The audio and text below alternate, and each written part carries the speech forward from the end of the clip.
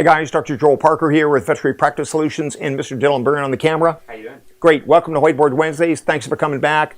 Greetings and welcome if this is your first time. Today we're talking about the 4 horsemen of quality customer service. Okay? This has been defined by many 5-star hotels.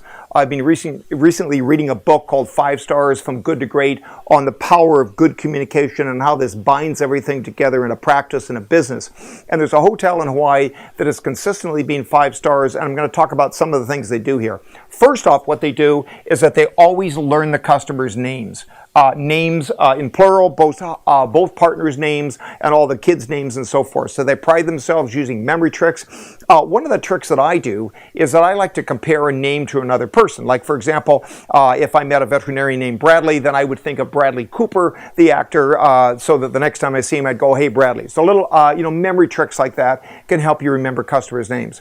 The next thing they do that I love is that they beat the greet, which means beat the customer to the greeting. If you're behind the desk at your practice and a customer walks in, get out behind it and go and beat the greet so that you say hi first. Hi, you must be Mr. Johnson. Great to see you today. How's Teddy doing? Something like that. Okay? Remember the customer's name. And also what we used to do in my practice, I would make sure that my staff would mention the client's name in front of me so that I could remember who they were, because I have trouble remembering 5,000 clients, which I think some of you may have that as well, right?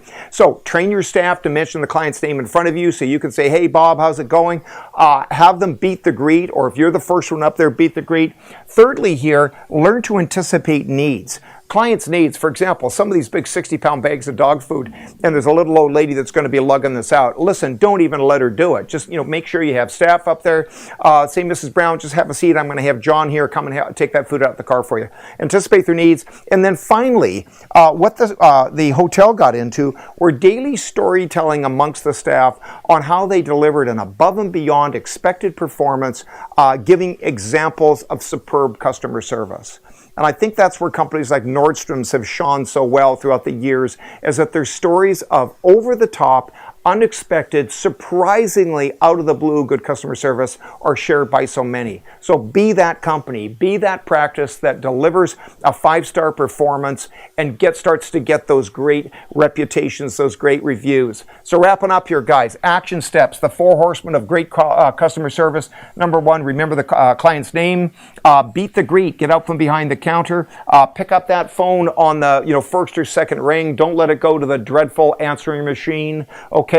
Anticipate the client's needs at every stage, and then once you've got a good couple stories, start sharing those stories. I've got many stories that I collect from Nordstrom's and other examples of great customer care. I've experienced them myself. Make sure your staff know those stories so they can start to think creatively with that. Okay, guys? Thanks a lot for watching Whiteboard Wednesdays. At the bottom is a link to our free Championing Private Practice Ownership series of webinars. There is one called The Secret to Setting Fees, another one called Seller Salvage, thank you. If you've got a practice you're looking at selling, we'll talk about what you need to do to salvage and bring it up to speed before you sell it. And the third one is The Secret to Finding Really Good DVMs. We have practices we're working with who are attracting and finding good DVMs, but it's not what you think it is. It's not just the ad and the state or province classified. So come on board to our free webinars. That's a chance where we get to talk. They're live. I deliver them on Monday, Tuesday afternoon, Wednesday, and Thursday. The one on Tuesday afternoon is for brand new associates looking at getting into private practice, and that one's entitled The Practice Ownership Roadmap.